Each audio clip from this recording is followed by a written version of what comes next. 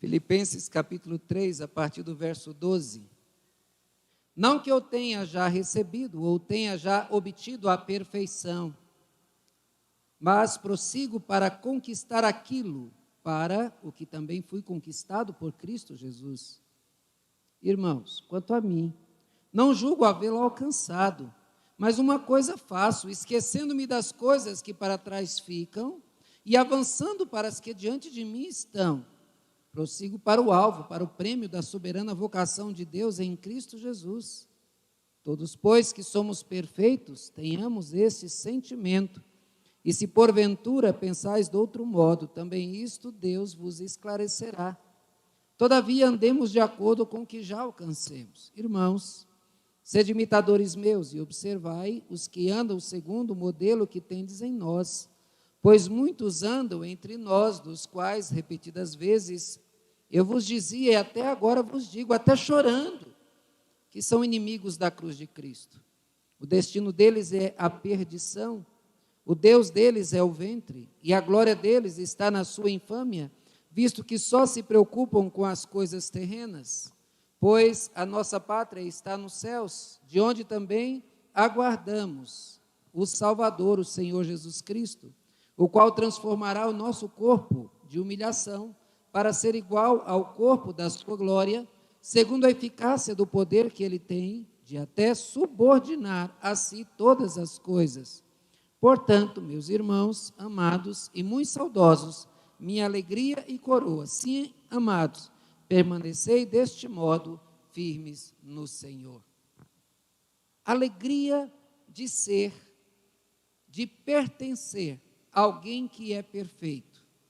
A luta de tentar parecer com quem é perfeito, mas a consciência de saber que somos imperfeitos, mas que caminhamos num caminho da perfeição. Meu irmão, você conhece algo ou já viu algo perfeito? Porque quando o marceneiro faz uma obra, pouco tempo atrás foi feito esse púlpito, muito bonito. Passado algum pouco, nós já vemos aqui, você não pode ver daqui, mas eu posso. Tem aqui uma gaveta que já não se fecha direito, tem rachaduras.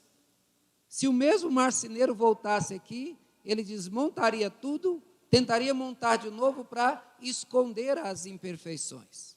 Do mesmo modo, pintores fazem quadros, e quadros caríssimos.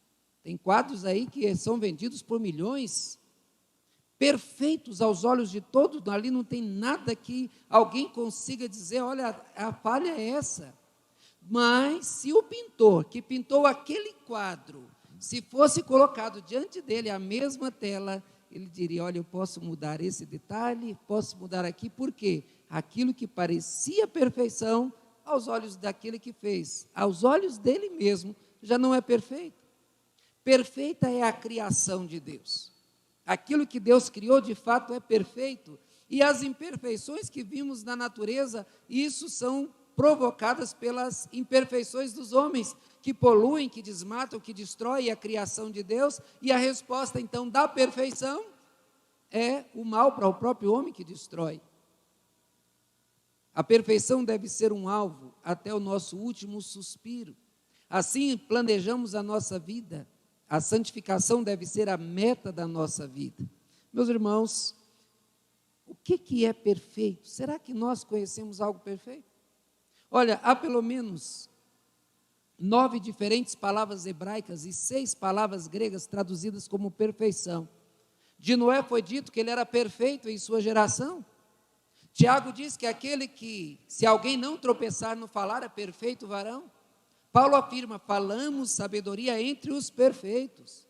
Nesses casos aqui, nesses textos, não é dito que os seres humanos não são sem pecados, pois os versos se referem à maturidade espiritual.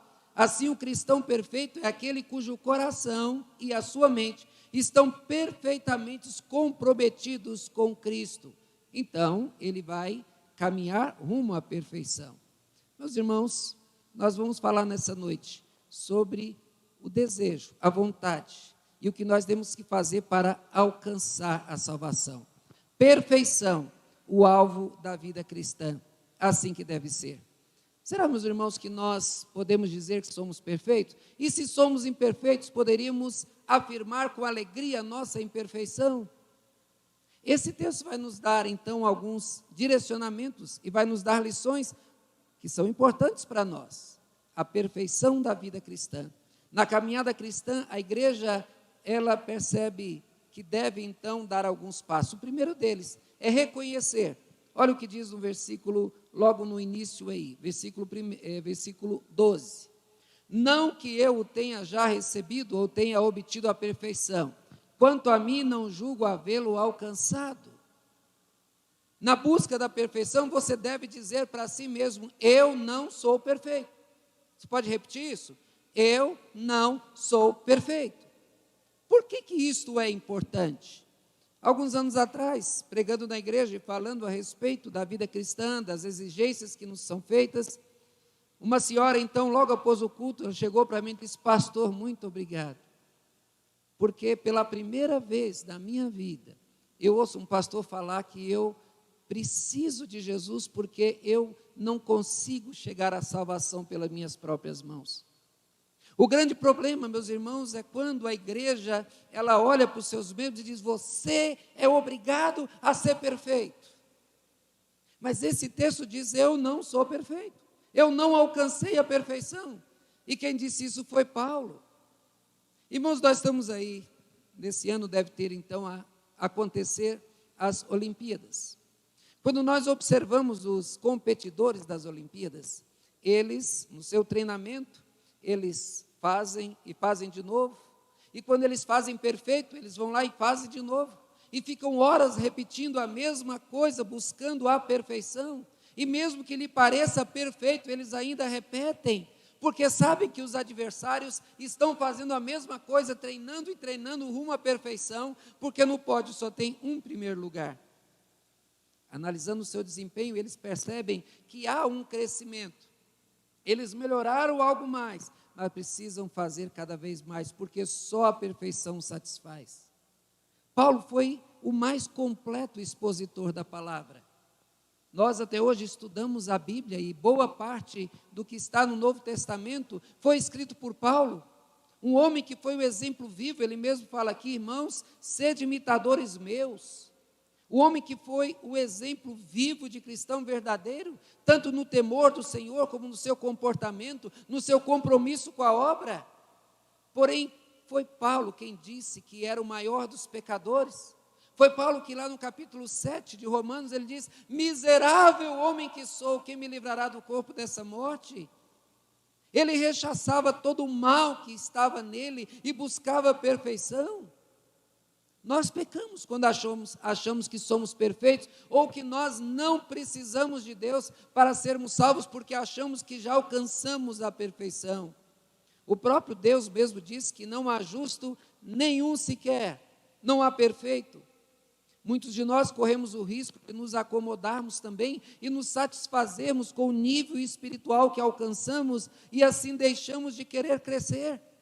A verdade é que ainda não chegamos ao nível da perfeição esperada. Veja, meus irmãos, que nós devemos repetir para nós mesmos, eu não sou perfeito. Então está ótimo, eu vou continuar minha vida porque eu não sou perfeito. Mas o texto não para aí.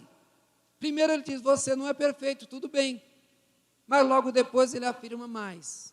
Mas prossigo para conquistar aquilo para o qual fui conquistado por Cristo Jesus.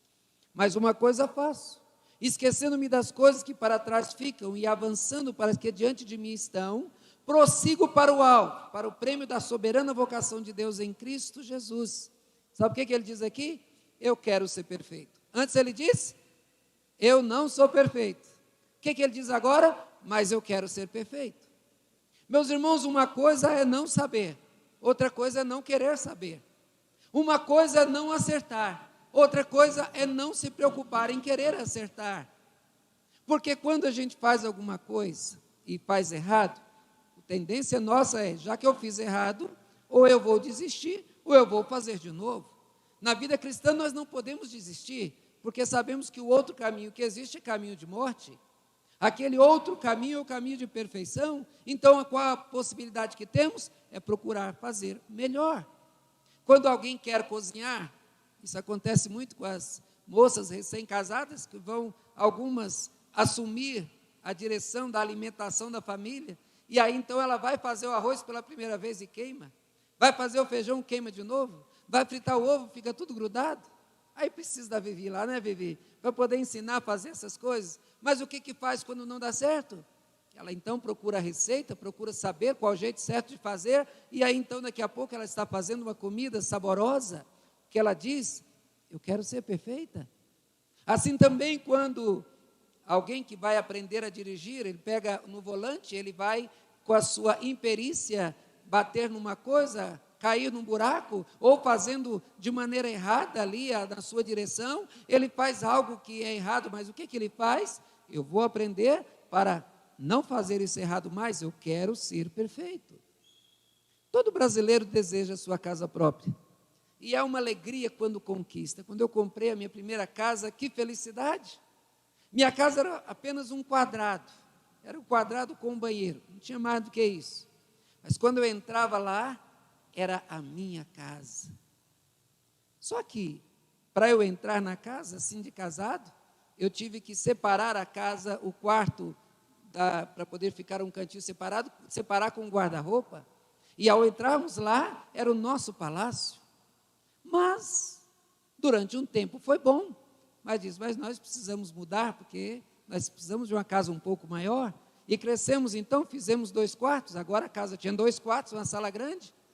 Ficamos satisfeitos com a reforma, mas logo em breve nós quebramos mais, a casa ficou com 3 quartos, uma boa sala, diminuímos. Veja, a gente vai fazendo assim com a nossa casa. E quando a gente faz a reforma, fica satisfeito, daqui a pouco tem que fazer uma nova reforma. Terminada aquela reforma, vemos as imperfeições, então, que nos leva a fazer de novo. Na vida espiritual do cristão, também é assim. O cristão está numa interminável reforma, onde ele dá um passo e se satisfaz porque ele deu aquele passo, fica feliz da vida, mas aí ele percebe que precisa dar um novo passo, precisa retirar mais alguma coisa, precisa melhorar, precisa crescer. Sempre haverá imperfeições que deverão ser corrigidas. E o cristão vai dizer para si mesmo, eu quero ser perfeito. Lá em Colossenses 3:5, Paulo nos dá essa ordem, fazei, pois, morrer a vossa natureza terrena. Ele não diz, dê uma pancada na natureza para ela ficar tonta, dê um remedinho para ela ficar com sono, não. Ele diz, fazei morrer a vossa natureza terrena. A mesma natureza terrena também, ela vem na palavra de Deus como carne, como aquele desejo interno que temos de fazer aquilo que Deus proíbe, ou que Deus detesta, ou que não dá prazer em Deus, e esta carne pecaminosa, essa vontade que ofende a Deus, que é rebelde contra Deus, Paulo vai nos ensinar em Colossenses 3:5, fazei morrer a natureza terrena. Por isso que o crente tem que dizer a si mesmo, eu quero ser perfeito. Mas hoje ele consegue matar a vontade de mentir, mas ele percebe que ele ainda tem desejos que são pecaminosos e diz, eu então vou lutar para matar esses desejos. Eu quero então desejar aquilo que agrada a Deus, então ele mata aquele desejo. Ele descobre outro defeito na sua vida e ele então vai caminhando. Por quê? Porque ele não quer, ele quer ser perfeito. Nascemos pecadores e continuamos pecando ao longo da nossa vida. Pecar é algo que não precisa ser ensinado, é naturalmente, isso acontece naturalmente conosco. Então, nós temos que lutar para vivermos a perfeição. Aquele que reconhece a sua pecaminosidade natural, ele também vai reconhecer o valor da salvação que lhe foi dada, porque ele sabe que ele é imperfeito, ele quer ser perfeito, mas ele percebe que a cada passo que dá, algo novo ele descobre, e esse algo novo tem que ser retirado, então ele olha para Cristo e diz, Senhor, me salva. Não basta apenas enfraquecer a natureza terrena, é preciso matá-la. Filipenses 2:12 diz, desenvolvei a vossa salvação com temor e tremor. Aqui, meus irmãos, nós vimos onde muita gente discute a respeito do salvo, dizendo, a pessoa é salva pela misericórdia de Deus, mas depois de salvo, então agora ela tem que lutar para conquistar a sua salvação. Não, nós fomos salvos por Cristo, Para nós entendermos, então, esse desenvolver a salvação, nós temos que entender o que é a salvação na Bíblia. Na Bíblia nós temos 3 tipos de palavras que se referem à salvação. A primeira delas é justificação. É o ato do juiz bater o martelo e dizer, é justo. Quando Cristo morreu por você, Deus, o juiz, ele bateu o martelo e diz, o Salvador é justo. Diante de Deus, por Cristo ter morrido pelo Salvador, diante de Deus, o Salvador é justo. Você olha para ele e você vê que ele é imperfeito. Ele vê que ele é um pecador. Deus o vê, diante do tribunal já é justo, mas aqui ainda há imperfeições. E aí então a gente dá o passo para a segunda palavra que diz respeito à salvação, que é a santificação.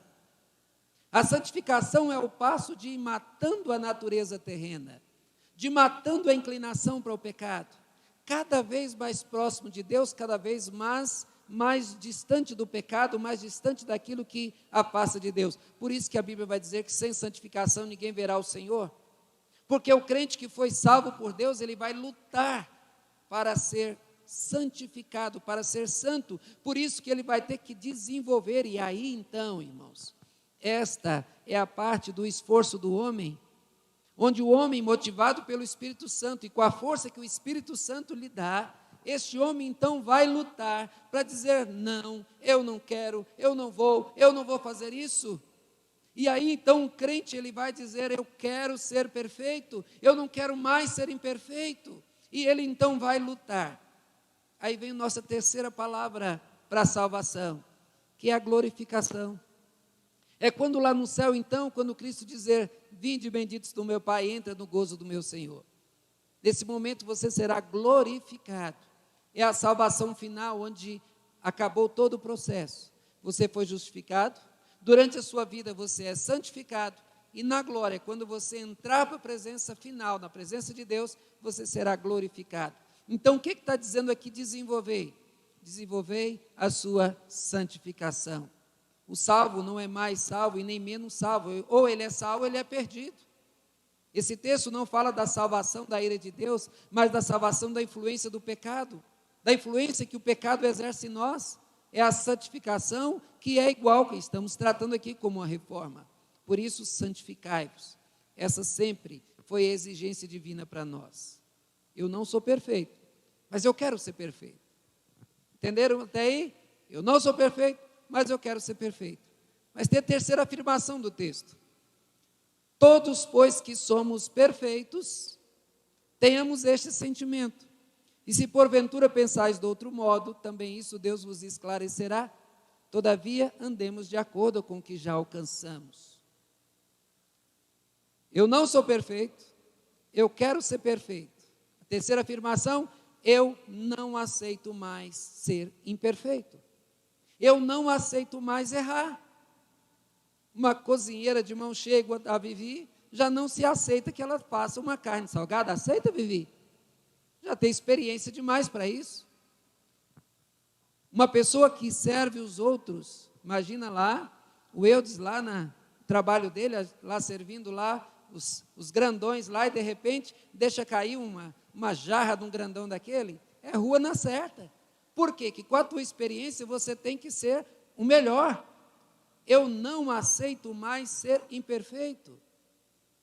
É quando você está à frente cantando, e você vem pela primeira vez, e você vai lá e desentoa, ou toca errado. Aí você diz, eu quero aprender, e você então vai lá para a aula de canto, e você aprende, e você está querendo ser perfeito, você canta, já erra um pouquinho menos, e aí toca, você erra um pouquinho menos, mas passado alguns anos, quando você já é um profissional, onde você já ganha para isso, você trabalha com isso, se você for tocar e você errar, já é inaceitável. Na vida cristã, nós vamos então querendo este nível. Eu não aceito mais ser imperfeito. Nós que somos perfeitos. Como que Paulo diz que somos perfeitos? Ele diz que não alcançou a perfeição. É porque aos olhos de Deus nós somos perfeitos. E tendo Deus então nos feito para essa perfeição, nós agora temos que dizer, como perfeito aos olhos de Deus, eu não aceito mais fazer as coisas erradas. A vida cristã, as suas vitórias sempre vão depender de Deus. Você nunca vai depender só de você. Por isso, quanto mais perto você estiver de Deus, mais vitórias você terá. Por isso, Paulo diz: andai no Espírito e jamais satisfareis a vontade da carne. Então, quem anda com o Espírito, que obedece à voz de Deus no coração, nos ouvidos do coração, essa pessoa vai acertar mais. Andando no Espírito, a carne vai morrendo naturalmente. Em Filipenses 2,13 diz: porque Deus é quem efetua em vós tanto querer quanto realizar, segundo a sua boa vontade. Deus que está falando no seu coração, queira a perfeição, deseja a perfeição, lute pela perfeição, porque você não é como os outros. Consciente de que ainda não chegou ao nível esperado em que você deseja, você continua no processo e você vê a responsabilidade de lutar com todas as suas forças. E Deus, Ele quer você nesse trabalho. O salmista diz: Deus adestra as minhas mãos para a guerra. Deus, Ele te dá as armas. Lembra lá da armadura de Deus? Quem te dá a armadura? É o próprio Deus. Deus, Ele te dá a armadura porque Ele quer vitorioso, Ele não quer crente perdendo. Ele não quer crente de cabeça baixa, derrotado. Deus te quer vencedor. Mas você tem que dizer: eu quero ser vencedor. Eu vou pegar as armas e vou vestir as armas. A armadura que Deus me deu é para eu vestir. A couraça da justiça e todos aqueles itens da armadura de Deus, você tem que pegar e vestir. Porque se Deus te der e você não vestir, você vai cair, e a responsabilidade e a vergonha vai ser tua. Cristo está conosco todos os dias, e Ele quer então que nós nos apeguemos a Ele, e nos fortaleçamos com a sua presença. Quando nos esquecemos que Ele é quem nos faz vencer, e quando nós lutamos com a nossa própria força nessa caminhada da perfeição, aí a gente erra. Porque se eu me afastar de Deus, a minha carne vai puxar para trás e vai me dar a rasteira. Nós somos perfeitos apenas em Cristo. E para Deus, em Cristo, é que nós fomos feitos perfeitos. 1 Coríntios 9, 26 e 27 diz: assim corro eu, não sem meta. Assim luto, não como desferindo golpes ao ar, mas eu esmurro o meu corpo e reduzo a escravidão, para que, tendo eu pregado aos outros, não venha eu mesmo a ser desqualificado. Quem corre tem que ter uma meta. Pegue um jovem, por mais forte que seja, por mais hábil que seja ele na corrida, e diz: corre aí. Ele vai dizer: tudo bem, eu vou correr, mas eu vou correr até onde? Precisa ter um alvo para chegar. Se você manda qualquer profissional fazer alguma coisa, você vai dizer: eu quero que você faça isso. Não apenas fazer por fazer, tem que ter um alvo. E ele diz aqui: eu preciso de um alvo, eu preciso esmurrar o meu próprio corpo, porque eu não quero dizer para os outros para não fazer, e eu me envergonhar fazendo a mesma coisa. Lute, porém, lute na dependência de Deus. Mas, meus irmãos, o texto ele vai continuar falando aqui. Irmãos, sede imitadores meus, observai os que andam segundo o modelo que tendes em vós, pois muitos andam entre nós, dos quais repetidas vezes eu vos dizia, agora vos digo até chorando, que são inimigos da cruz de Cristo. O destino deles é a perdição, o Deus deles é o ventre, e a glória deles está na infâmia, visto que só se preocupam com as coisas terrenas. Eu não sou perfeito, eu quero ser perfeito, e eu não aceito ser imperfeito. Só que existem pessoas que desprezam a perfeição. Existem pessoas que desprezam o correto. Existem pessoas que não gostam da luz. Existem pessoas que não gostam de ser chamadas a atenção quando erram. Que não gostam que aponte o dedo e diga: oh, você fez errado, você tem que fazer o correto. Que cara chato, fica só mostrando o dedo para mim, para mostrar as minhas imperfeições. Mas por que mostrou suas imperfeições? É porque você errou. Há muitos que desprezam a perfeição. Meus irmãos, a perfeição que nós temos o alvo, e o perfeito é Cristo. Não há justo nenhum sequer, só há um, que é Cristo. E nós temos que olhar para Cristo e copiá-lo. Jesus disse: eu sou a luz do mundo. Depois disse: vós sois a luz do mundo. Nós somos o espelho que reflete Cristo ao mundo. Então nós temos que andar como Cristo, que é perfeito. Nós não podemos desprezar o bom caminho. Nós não podemos desprezar os mandamentos. Nós não podemos desprezar a vontade de Deus. Diz aqui, há muitos que andam entre nós. Paulo está falando aqui de incrédulo. Paulo não está falando de pessoas que não conhecem o Evangelho. Paulo está falando de pessoas que andam entre nós, mas pessoas que repetidas vezes são corrigidos e que ele diz até chorando, são inimigos da cruz de Cristo. São pessoas que estão na igreja, mas não são igreja. Estão dentro da organização, mas o seu coração nunca pertenceu a Deus. Nós vimos na Bíblia vários exemplos. O joio está no meio do trigo, os cabritos que estão no meio das ovelhas, os peixes ruins que estão no meio dos peixes bons. E o que são feitos destes? Eles são lançados fora, eles são jogados no lixo. E aqui o texto diz que eles são inimigos da cruz de Cristo. Por quê? Porque eles desprezam a Cristo, desprezam a vontade de Deus, querem continuar fazendo aquilo que lhes agrada. E o texto diz aqui que o Deus deles são o ventre. Se eu quero, eu faço. Se eu tenho prazer, eu faço. Se eu tiver alegria em fazer isso, eu faço. Não importa o que Deus quer, o que Deus existe, eu determino o que para mim é bom, porque eu faço aquilo que agrada ao meu coração. É isso que Paulo está dizendo aqui. O Deus deles não é Deus. O Deus dele é o ventre. O destino deles, então, é a perdição. A glória deles está na sua infâmia e só se preocupam com as coisas terrenas. Os olhos deles estão fixados aqui. Olha, para um ímpio, ele nunca vai querer obedecer a Deus. Porque o crente obedece a Deus porque ele sabe que haverá recompensa. Jesus, as 7 igrejas que ele escreve no Apocalipse, todas elas ele fala das recompensas para aqueles que são fiéis. Mas o ímpio, ele vai para onde? A Bíblia diz que o destino deles é o inferno. Por que eles vão fazer coisas certas?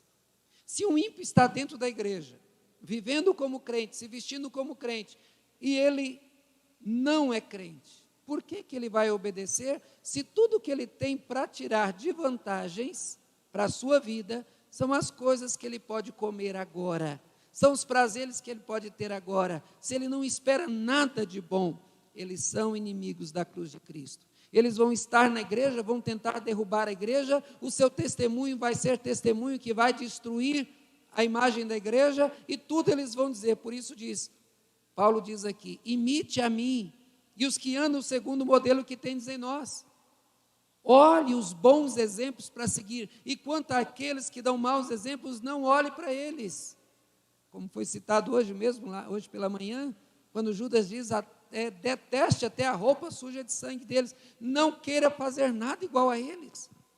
O grande problema é que a igreja hoje tem copiado muito mais o jeito de vestir, o jeito de falar, o jeito de viver que o mundo vive, do que ensinado o modo de ser para os lá de fora. Se nós estamos copiando o mundo, até onde vamos resistir? Se nós estamos copiando o que o mundo faz, para onde que nós vamos chegar? Nós queremos a perfeição, mas há aqueles que não querem. Mas o texto continua dizendo, pois a nossa pátria está nos céus, de onde também aguardamos o Salvador, o Senhor Jesus Cristo, o qual transformará nosso corpo de humilhação para ser igual ao corpo da sua glória, segundo a eficácia do poder que ele tem de até subordinar a si todas as coisas. Permanecei firmes no Senhor. Meus irmãos, o que vimos aqui é que lá no céu, um dia, nós seremos totalmente perfeitos. Aqui nesse mundo nós estaremos sempre na luta. Não importa se o seu Hélio já tem muitos anos como crente, já tem bastante, né, seu Hélio? Mas não importa o tempo que ele tem, ele ainda não é perfeito. Mas pastor, até quando que eu vou lutar nesse mundo, procurando essa perfeição que eu não consigo? Enquanto você estiver respirando, essa deve ser a sua luta. Porque perfeito mesmo, nós só seremos quando nós estivermos lá no céu.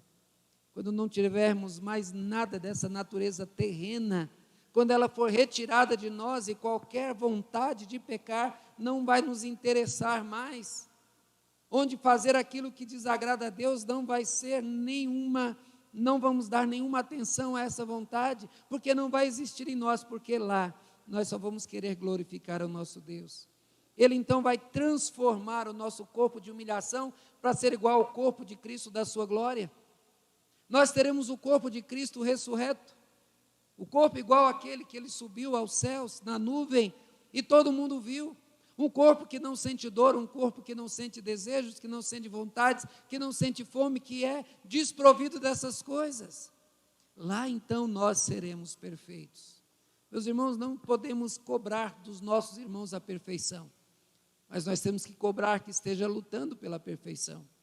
É por isso que nós exercitamos a disciplina, porque quando nós exercitamos a disciplina, nós estamos dizendo: meu irmão, você é um crente, você não é perfeito, mas você tem que estar lutando contra o pecado, você tem que estar lutando para ser perfeito, mesmo que nessa luta você possa até errar, mas você vai sendo corrigido para que você erre cada vez menos, porque o alvo, a perfeição, e a perfeição nós vamos encontrar quando lá na glória nós encontrarmos com o nosso Senhor. Meus irmãos, a luta de uma vida perfeita é a luta cristã, uma luta do qual nenhum de nós está fora dela. Tem muita gente que diz: os crentes presbiterianos, eles são ensinados porque quem é salvo para sempre, e uma vez salvo para sempre, libertos do pecado, vão viver pecando. Eu nunca vi a igreja presbiteriana ensinando isso para ninguém, pelo contrário, ela ensina sim que nós somos salvos pela graça e pela misericórdia de Deus, e que a nossa salvação é fruto da ação de Deus em nós, por aquilo que Cristo fez, e Ele garantiu já a salvação, não depende de nós. Mas nós que recebemos uma salvação tão grande, um presente tão perfeito de Deus, nós devemos lutar para fazer sempre o melhor, como gratidão por aquilo que Cristo fez por nós.